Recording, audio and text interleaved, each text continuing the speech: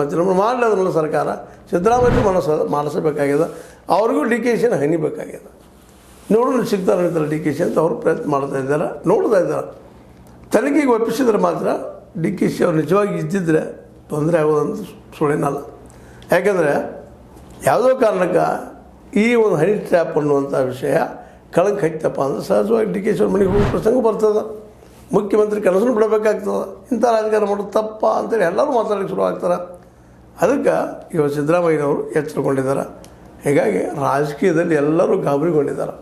ಕೆಲವರು ಈಗಾಗಲೇ ಹೇಳಿದ್ದೆ ನಿಮಗೆ, ಕೆಲವು MLAಗಳು, ಕೆಲವು ಸಚಿವರು ಹೋಗಿ ಕೋರ್ಟ್ಗೆ ಹೋಗಿ ಸ್ವಲ್ಪ ಮುಂದೆ ಹಾಕ್ಸ್ಕೊಂಡು ಬಂದಿದ್ರು. ಅದನ್ನು ಅದು ತನಿಖೆ ಆಗದ ನೋಡ್ಕೊಂಡು ಬಂದಿದ್ದರು. ಬಟ್ ಈ ಸಲ ತನಿಖೆ ಆಗ್ತಂದ್ರೆ ಯಾರನ್ನ ಮಾಡಿಸ್ತಾ ಇದ್ದಾರೆ, ಯಾರ್ಯಾರು ಇದ್ದಾರೆ ಇದರಲ್ಲಿ ಎಲ್ಲನೂ ಹೊರಗೆ ಬರೋ ಸಾಧ್ಯತೆಗಳು ಇದ್ದಾವೆ.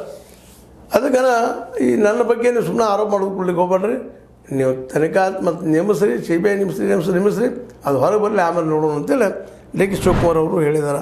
CD ಪೆನ್ ಡ್ರೈವ್ ಕಾರ್ಖಾನೆ ಅಂತೇಳಿ ಭಾಳ ಜನ ಹೇಳ್ತಾ ಇದ್ದೀರಿ, ನೀವು ಅದು ಪ್ರೂವ್ ಮಾಡ್ರಪ್ಪ ಅಂತೇಳಿ.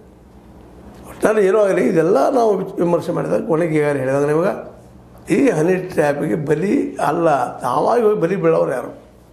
ಅವ್ರು ತಪ್ಪಲ್ವಾ? ಮತ್ತೊಮ್ಮೆ ಈ ಪ್ರಶ್ನೆ ನೈತಿಕ ಪ್ರಶ್ನೆ ಅದ. ಇದು ಅವರು ಮನಸ್ಸದ, ಪ್ರೀತಿದ, ರೊಕ್ಕದ ಆಸೆಗೆ ಐತಿ, ಏನೋ ಆಗ್ಯದ ಇಲ್ಲ ಅಂತಲ್ಲ.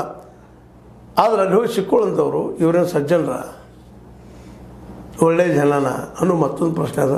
ಏನೂ ಇರಲಿ, ಸಚಿವ ರಾಜಣ್ಣಿದ್ದವರು ಮಧು ಕೆಟ್ಟ ಆದಲ್ಲೇ ಅವ್ರನ್ನ ಕೆಡಿಸೋ ಸಲುವಾಗಿ ಪ್ರಯತ್ನ ಇರೋದ ಅನ್ನೋ ಮಾತು ಕೇಳಿ ಬರ್ತಾ ಇದ್ದಾವೆ.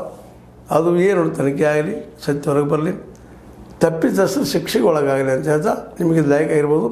ಲೈಕ್ ಮಾಡಿ, ಶೇರ್ ಮಾಡಿ, ಕಮೆಂಟ್ ಮಾಡಿ, ಜೊತೆಗೆ ಸಬ್ಸ್ಕ್ರೈಬ್ ಸಿಗೋಬೇಡ್ರಿ. H16 ನ್ಯೂಸ್ ಅರ್ಥಾತ್ ಹೇ ಸಿತಾರಾಮ ಸತ್ಯದ ಕೈಗಳಲ್ಲಿ ವಂದನೆಗಳು.